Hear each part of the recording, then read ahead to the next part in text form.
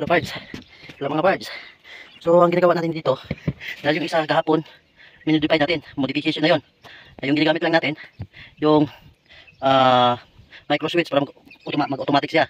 Tapos hindi siya mag-automatic dahil dito nakakabit yung thermostat doon sa ilalim. So walo lahat oh. So only one control. Walo na unit, isang control lang. So yung isa modify natin, tapos hindi siya mag-automatic. So i-connect natin to. So itong wire na to, kukuha siya ng 220 dito sa submersible pump para mag-activate yung magnetic contactor. Kukuha tayo ng 220 dito sa submersible para mag-activate yung magnetic contactor doon para mag-automatic. Dahil dito nakakabit yung thermostat. Ito sa thermostat galing. Yung dalawa communication. So doon sira na yung ganito. Sira na yung electronic control.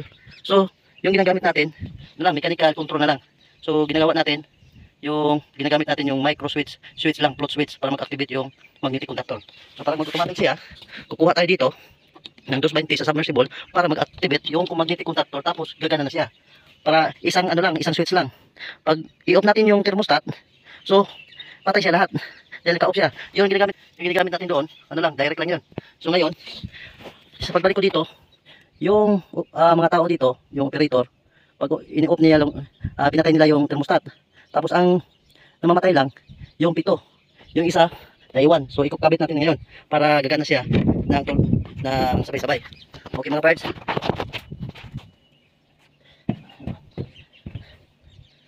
So dito kukunin natin yung balat. So ito para dito tayo kakabit. 220 naman to. So kuha tayo ng power dito para mag-activate yung magnetic contactor. Parang isang switch lang. Kahapon wala akong wire na dinadala. So temporary lang ginagawa ko. So ngayon nandito na.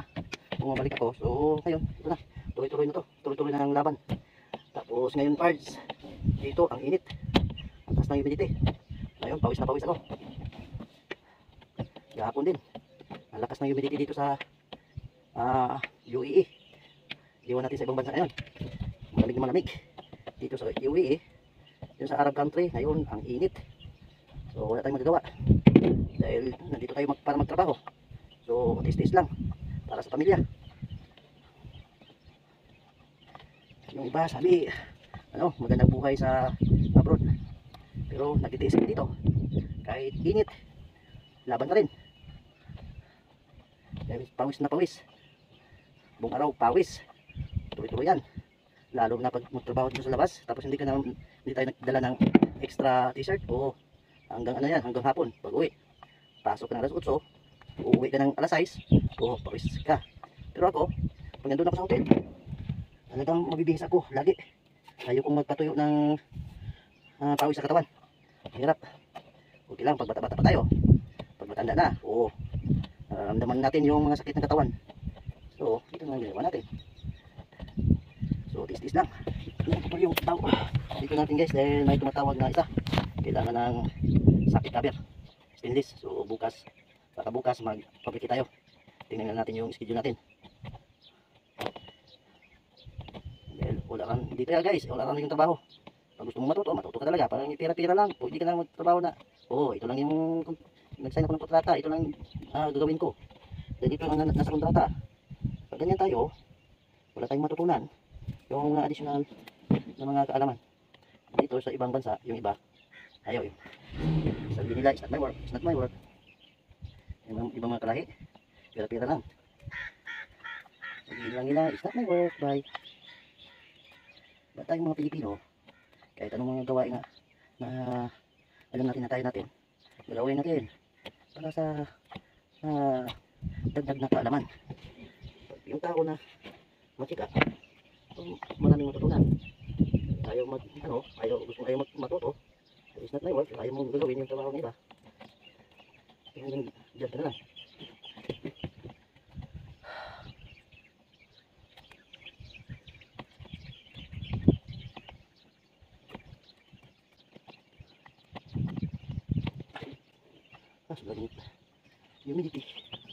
Humidity guys, mga parts, ang taas ngayon. Lalo pa itong tumataas dahil paumpisa pa lang ito ng init dito sa UAE. Ito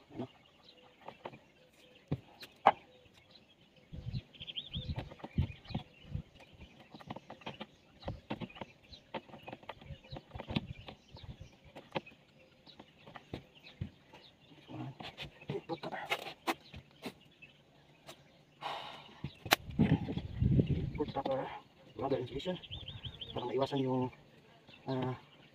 tubig papasok sa labas. Kailangan ma-secure natin para walang problema. Walang problema na dumating. Tapos electrical tape.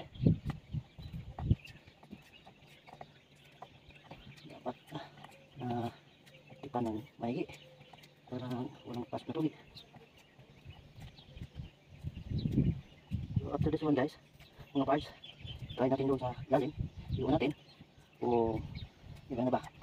Talagang gagana. Ito lang magagawa. Kailangan tatawin nyo tama. Kailangan gawin ng tama guys. So ipasok natin dito. Right. Uy. Ito guys. So ito yung diagram. So ito yung control. So wall control. So dito ang thermostat. Tapos second na spare. Pag magdagdag tayo ng ganito na air cooler, ilagay na lang natin dito yung port para sa communication niya sa thermostat. Tapos ito waterproof or sensor na dito. Pag tatama na yung tubig, magtaas na yung tubig dito, so automatic siya patatay yung solenoid from i-off niya yung tubig. Tapos pag may tubig, okay guys, tinagdagan. Iwan natin dito, okay? Iwan natin, parang ito ang yung lahat na thermostat, yung ano sa walo na water cooler. So gumagana na siya. Magana na siya. Puntahan natin sa taas.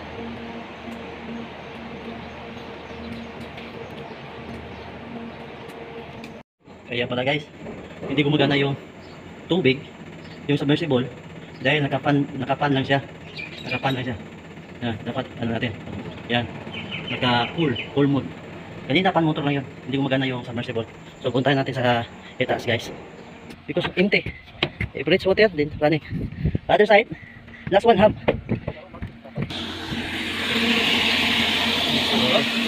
Yeah. Yeah.